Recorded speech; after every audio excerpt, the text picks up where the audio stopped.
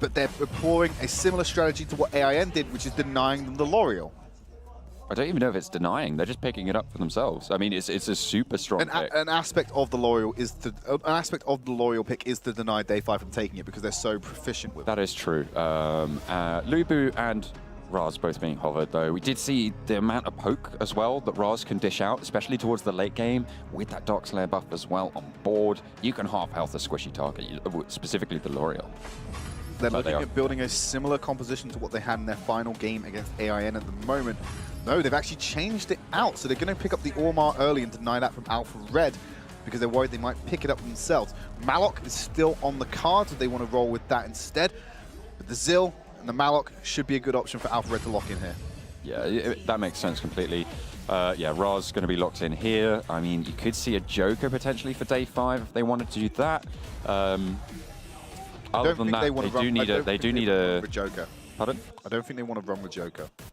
I think they may return to the Moran. Yes, yes, that makes more sense. It's either Joker or Moran. Go with Moran. I think Moran worked better for them than Joker did. Especially against the Malok, as you correctly highlighted. I think that was the potential to dissuade those engages going through when Still KJ's in the right on position. the Moran, just lock it in. JK or GK. We're just waiting. Ever patient. I think they're just okaying it with themselves. I think it is going to be the Moran getting locked in. Probably not the Joker. Well, I mean, well, anything's possible, but yeah, I just think it's more reliable in terms of being able to disengage against anyone that jumps on you. There you go. As well, yeah, you've got Ryoma who can jump on. You've got L'Oreal who can jump on. You've got Zil, Malok, and I'm assuming someone else is going to be able to jump on you. The Thane. They're just going to be able to disengage from that with the Moran, with that ultimate placement, with the knockback as well.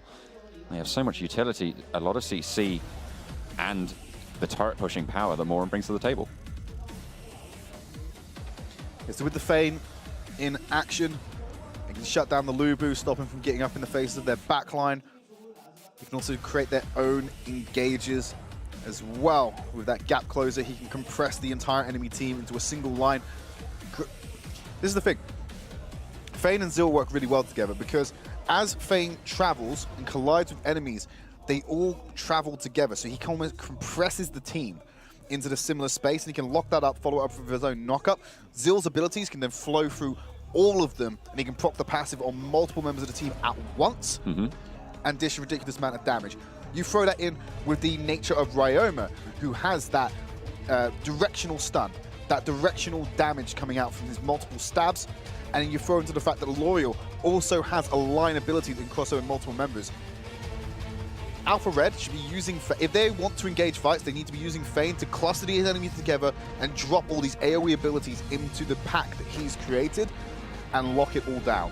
Malok, he can help the Thane do that by jumping into the fight, kicking things off with a knock-up for Thane to then line up his charge perfectly to cluster all these guys together for the AoE to win out the fight. Failing that, you've still got mobility on Zil, on L'Oreal, and a little bit on Ryoma as well to be able to dance around these fights a little bit more and get creative with them. I think ALPHA Red have got a fantastic composition here if they can pull off these set-piece team fights. Both teams going for the invade onto the Sage Golem. So a little departure from the standard Might Golem invades from both of those teams, but either way, they trade the buffs. That Sage buff actually going over onto GK, which is why I think ALPHA Red, or Day 5, sorry, went in for the Sage buff specifically, to give him the chance to just reset the one over and over again. Yeah, that's exactly what I was going to say, John. Being able to get the Sage buff is more important than the Might buff from Moran, because the cooldown and the cooldown of his ability is controlled by his mana pool, and having that reset, the damage that can output by being more aggressive with his one is more important than just having the Might buff in generally for his attacks. Why, he's just missing the charge there. Just on the corner, gets caught and charges into a wall instead of into Lubu. But they are just going to poke and position around this mid lane. Yeah, Last Hope dashes in, still doesn't have the Endure, has a cleanse this time, so we'll be able to get out of the CC. Yeah, Wise just dashing away as well. The charge is a very good way to disengage as well. I mean, you can get the knock up onto multiple people who are chasing close to you and then charge away instead of going, and again, you can use it as an engage or a disengage, basically. It's a very versatile tool. Thane, a very versatile hero, and Spirit Sentinel getting started up. Day 5 are read into it, and they're going to go down towards that Abyssal Dragon. Malok's there for a little bit of stall, and you can see the rotate coming out from Alpha Red. Try and stop that. So Malok's going to try and force them away, stop the progress, buy enough time for Alpha Red to come in and contest this. They managed to get in position for it. This could be the first fight of the game. KJ has to back away. The Abyssal Dragon positioning goes over to Alpha Red, but I think they want the fight instead. This is going to be Athen getting the knock-up onto 2 on the front line. Thane gets his knock-up, but the Abyssal Dragon finally falls, and Alpha Red are going to continue on towards GK as well. 2 kills going over to them. Athen finds himself in trouble as well, has to use the flicker. Isn't going to be enough. They're going to pick up a 3rd to boot. And that is a very nice start for Alpha Red. The max radius knockup from Malok just caught GK, and it's so unfortunate for him. This is the only reason he was able to get locked up in that fight. They could have potentially rotated around and gone for a tower dive afterwards, so he's not completely out of the woods. But that knockup just guaranteed that he'd die without the back of his tower to try and keep him safe. RF still in that top lane, just farming up, getting that money on board. He might not have any kills, but he's one of the richest players on his team at the moment. Obviously, Alpha Red have a little bit more cash across the board. They've got to have a little bit of an advantage, especially with that Abyssal Dragon going over. And the fact that they were able to get the Spirit Sentinel earlier and then rotate down to get the to get that Abyssal Dragon meant that they have a substantial gold advantage. You can see just over 2.2k at this point. They're on the other side of the map, so they know Wise is heading towards the mid lane. They're just still waiting out a little bit longer. They're going to actually go up towards the top lane for Zill, seeing as he would be the solo member. So Taos dashes away, avoids the stun from Ormar. They're just going to be able to get out of that one. The mobility on Taos just enough to be able to retreat safely under that turret. As long as he isn't extended too far, that would be absolutely fine. You can see Spirit Sentinel going to be spawning up in about 5 seconds. Alpha Red definitely have the position to go for it if they so choose. They'll be able to get it very, very quickly. With Kit on that Ryoma as well. Just going to burst that one down. Ready for the spawn of the Abyssal Dragon. Pressure coming in from GK is already evident. He's keeping that wave nice and pushed. He's now going to rotate back around to the mid lane. Abyssal Dragons back up. So Day 5 want to be on this bottom side of the map. Lubu does have a head start on Zill in getting to this fight. So if Day 5 pulled the trigger now, knowing that Zill was still in the top lane, they could win the fight before Zill gets there. Lubu's about to enter the fray. Where is charges for the knockup? Pops the ultimate to go in.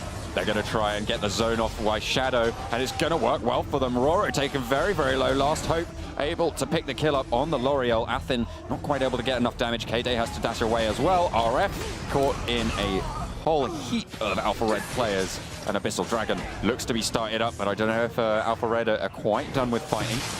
Don't think they're going to be able to go for the steal. It's whether or not Athen will be able to get enough poke to try and find a pick, but it's not going to happen. Alpha Red, again, controlling this objective. With the man advantage that Alpha Red had, they turned what eventually became a 5v5 into multiple advantageous skirmishes. So they split the fight down the middle. They forced them down. They forced half of Day 5 down to the bottom half, near the bottom lane turret, the other half up the river, kept them divided, but they were creating 2v3s for themselves that they were somehow able to keep in their favor. So you had L'Oreal down in that bottom pack. Her and an accomplice were able to stop 3 members of the team, which enabled RF to be left solo with the rest of Alpha Red. Malok. Shadow is going to be nothing more than his name, as he just get taken down in the bot lane. Day 5 finally put a kill on the board, but they are going to be able to push on for Alpha Red into the mid lane. They are just going to be, they're just going to be able to take this outer turret. Not too sure if you want to be there, Roro, but KJ is there to back you up, RF as well. 3 players to contend with, and Day 5 still with that pushing more in the bot lane. We'll pick that one up, but they do lose their middle turret, as well as that top lane being pressured by Zill. But more than pressured, taken down. Yeah, you can notice which lane didn't have the Morin in it. Yeah. Which was the top and mid. Morin's tower still relatively untouched in that bottom lane, while meanwhile he's taken away the bottom lane tower. Oh no, Last Hope, what are you doing? You're jumping into versus 2. You did manage to get enough damage onto KJ, but get stunned up by Roro. Okay, fine, maybe he does know what he's doing. He's going to turn it around. Wise slams the ground, and that is going to be enough damage to get the execute over onto Roro. I didn't realize L'Oreal would be so strong so early on. We have seen it before, but we haven't seen it in a while. Okay, now GK needs to back away from this tower, even with the additional support, still at risk of the tower dive. And when Abyssal Dragon's coming up in 10 seconds, you don't want to drop a member. You've now got all 5 members on the field as Roro will respawn on that Ormar. They need to cluster around the bottom side of the map. No objective to take on the red side. And still got some distance between the inner tower. Shadow is going to jump in with the ult. KJ gets executed yet again. GK now will fall as well. Athen has to dash away, trying his best to get away. The passive not quite proc by Taos. And here comes Day5 with the rally. There's one kill going over to the Lubu. He's stuck in the middle of 3. Roro on the front line as well, trying to pick up anything he can. But here comes Last Hope, and he's going to close out any of those hopes that Day5 had of coming back into that fight with Alpha Red, taking a convincing fight in the bot lane as well, as that outer turret does fall. Take those jungle camps on the way out, get the mid lane pushing, then head over to the Abyssal Dragon. It is all textbook for Alpha Red from here. Yeah, look at the money as well from Ormar. Sub 2K at 7.5 minutes. I mean, Ormar, generally we see him on less gold than the rest of his team, but that's a massive deficit. Struggling to fall behind. You compare the levels as well. Last Hope going in for a 2v1 and winning sort of unequivocally. That's absolutely incredible, jumping in. Shadow obviously did weigh in towards the end of that fight, and Kit as well, picking up the kills. So seems like Last Hope's doing all the work, and the rest of his team's just 5.1k on the side for L'Oreal. 3-0-5 at the moment. And like you said, doing the business. Spirit Sentinel to be picked up by Taos. Now, let's see what Alpha Red wants to prioritize. There are multiple options of what to do here. If they were going to follow the path of least resistance, it would be to push in on the mid wave and pressure the mid inner with the wave as it comes in. Instead, they're hovering around the top side of the jungle, looking for a catch. It's going to be scouted out by Raz, as it should correctly be. I wouldn't be surprised if they went for this Dark Slayer. I would. I still think it's too much of a risk despite their advantage. Dark Slayer, it's not the resistance is keeping Alpha Red alive, it's the damage they can output. So the Dark Slayer will still be able to shred them if they have to split their focus between a Dark Slayer and the approaching Day5 unit. Alpha Red need to figure out where they're going to be putting their resources. Pushing in those waves and controlling the map is what will really kind of keep the Day5 nose to the grindstone. They want to come back into this one. They do have a relatively good chance if Athen is able to get that late game poke down, but with Last Hope able to engage just sort of almost at will, as well as Shadow able to follow it up, and Taos, Kit and Wise all just able to just run straight in so fast. That poke isn't really going to be able to be sustained for too long if Alpha Red choose to go for the fights. As well as the fact, but actually, interesting, Last Hope on the L'Oreal doesn't have the Endure that we've seen, almost all of the L'Oreals that we've seen played have before. He's actually gone for the punish. Oh, sorry. Yeah, you're right. It's my just to get out of the CC that's being provided by Day5. So don't want to risk being locked up by that 4-4 attack from Ormar or the knock-up from Luby. Wants to be able to get out of that just fine. Alpha Red sort of still positioning around this top side of the map. They don't really have the waves with them just yet. They are waiting on that one to go in. I don't think they can touch the Dark Slayer until they get a clear man advantage, but that doesn't mean they can't threaten the potential of the Dark Slayer. And now they've got the waves in better position, they're going to get that mid inner. You can see Last Hope jumping in, absolutely wiping health bars off the face of the map. Day5 have to back off with the turret. There's no way they can hold that, and they can rotate up towards the top side of the map. They will be able to pick this one up as well. Alpha Red use all of that pressure to gain the advantage, and now they're going to be looking towards that Dark Slayer. They're going to trigger it off and get things going. You see they have left behind a contingency of Fane and L'Oreal, just in case they're trying to press up on the Dark Slayer. Now they've come in, they don't need to back off. Last Hope and Wise, they're holding the fort and keeping Day5 from getting anywhere near this Dark Slayer. There's no way that they're going to be able to follow it in. It does go over to Alpha Red. Last Hope just backing any threat that they might have had off. Day5 really on their last legs at this point. They need to come up with something big if they want to come back into this one, but I don't think they're going to be able to. Got to try and hold down the mid lane because that's where the pressure's being put at the moment. Bottom lane will become a problem for them, and Ryoma's going to accelerate that process, I imagine, and rotate back down there after taking up the mic buff. Instead, he's going to join his team. The wave will push in, and here's the initiation in the mid lane. Shadow jumps down with the ult, and it is going to be absolute decimation in the back lines as Taos jumps in, able to proc 2, make that 3 as the rest of the team try and flow in. Zill does go down, but it's not going to be enough. RF soon to follow for sure. Last Hope jumping on, trying to do all the damage necessary, but it's not quite enough to take down the Lubu, but 1 versus 4. They don't need the kill. All they need is the core. Alpha Red with a beautiful set of plays, some map movements to be proud of, and the core to boot. It's going to be a 1-0 in this best of 3 for Alpha Red. So not only is the L'Oreal a denial from day 5, it looks like it's a comfort pick for Last Hope. He's looked extremely well set up in that matchup. And the chaos he was able to cause from early to late, the 2v5 in the red side jungle with Fane and L'Oreal to keep the rest of day 5 away from that Dark Slayer should not be happening. No, it's I don't know, we always say the late game win condition of a team that's behind is the L'Oreal, if they have it, is the L'Oreal scaling up into the late game. What happens when the L'Oreal's fed early game? Things like that. Bad news bears. Exactly. Last Hope able to just absolutely destroy anyone who stepped up into the face. You know, even the tanks were getting, you know, half health just off the poke from Last Hope. The amount of damage that was just coming out was insane. So I think we're moving into game 2. Day 5 are going to have to first pick the L'Oreal if they want it themselves, or they're going to have to ban it away.